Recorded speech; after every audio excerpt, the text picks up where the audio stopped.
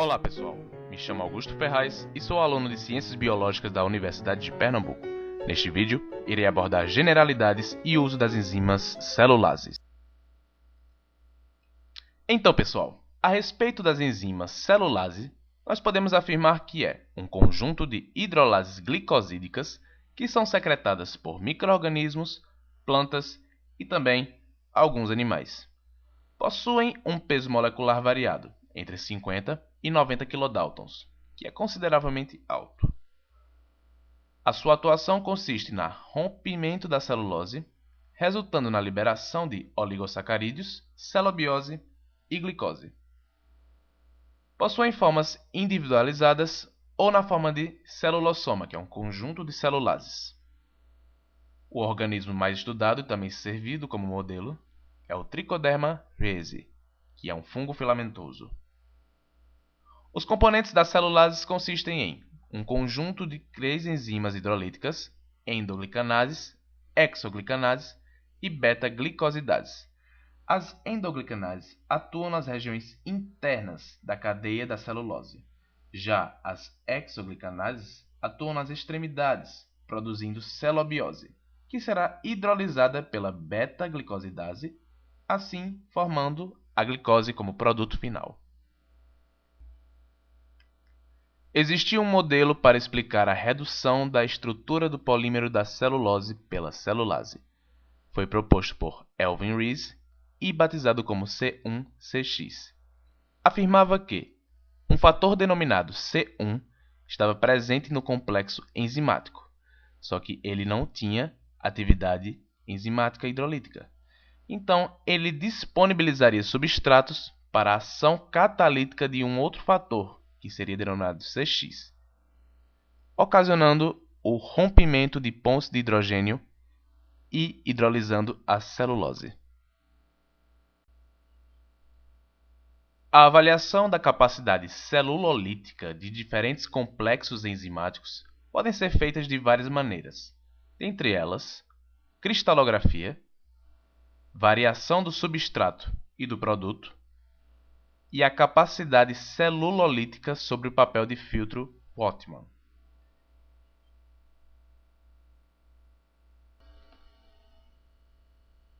Dentre as metodologias utilizadas para avaliar a capacidade celulolítica, a mais utilizada é a degradação do papel de filtro.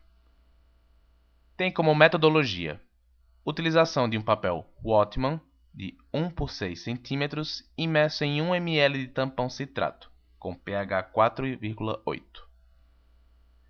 Depois é colocado a meio ml de solução enzimática a 50 graus Celsius por 60 minutos.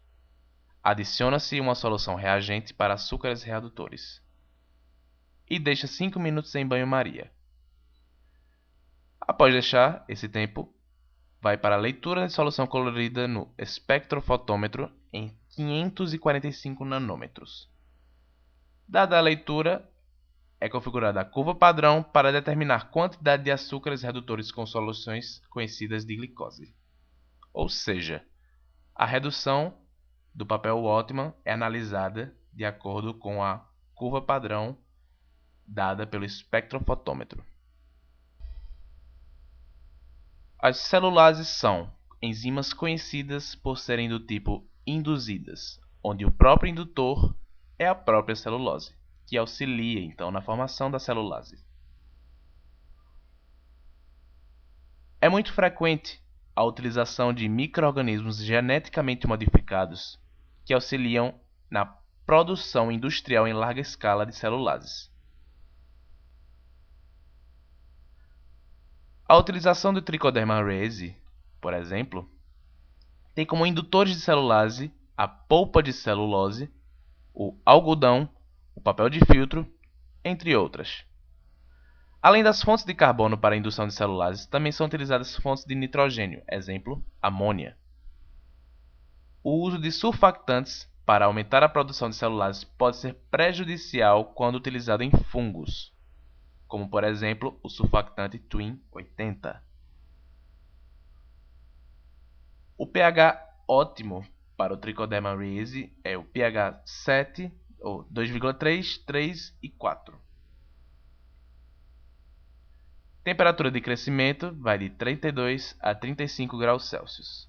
Já a temperatura para produção da enzima é de 25 a 28 graus Celsius, ou seja, o fungo passa por um estresse para produzir a celulase.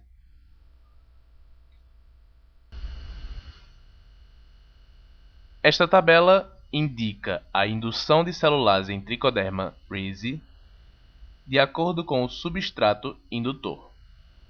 Podemos analisar que os últimos 3 substratos utilizados, a glicose, o amido e o glicerol, não surtiram efeito para que fossem induzidas as enzimas. Uma análise acerca do processo fermentativo para se adquirir a celulase. Foram identificados processos como batelada, batelada alimentada e contínua. A estimativa de crescimento de biomassa é feita a partir de valores indiretos como consumo de oxigênio e também de produção de CO2. Ou seja, estes dados apontam a estimativa do crescimento das células de Trichoderma rhizii ou de outras que sejam utilizadas para a produção de celulase. No caso de T. rhizii, foram constatadas que a batelada alimentada é a prática mais eficiente, porque obteve-se então melhores títulos e rendimento na produção de celulases.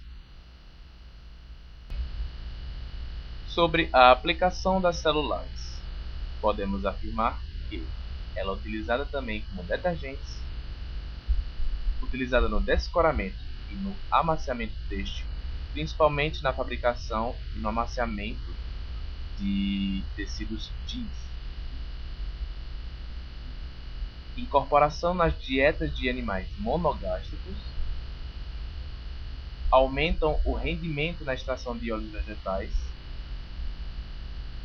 purificação de celulares, reprocessamento do papel, síntese de oligômeros, liberação de aromas, como por exemplo a incorporação em vinhos que afetam o aroma e assim o sabor, e na hidrólise de biomassa vegetal. É importante frisarmos a grandiosidade da celulase voltada para a biotecnologia, principalmente ao que se diz respeito ao mercado têxtil, tão difundido pelo mundo. Existem técnicas de obtenção de etanol a partir de celulase, porém, seu custo é inviável com relação a produções das outras matérias-primas existentes. O que falta são estudos mais aprofundados. Bom, pessoal, espero que vocês tenham gostado dos conceitos abordados neste vídeo a respeito das enzimas celulases. Tive como referência bibliográfica o livro intitulado Enzimas como Agentes Biotecnológicos, de Soraya Said e Rosemary Pietro, da editora Legis Summa.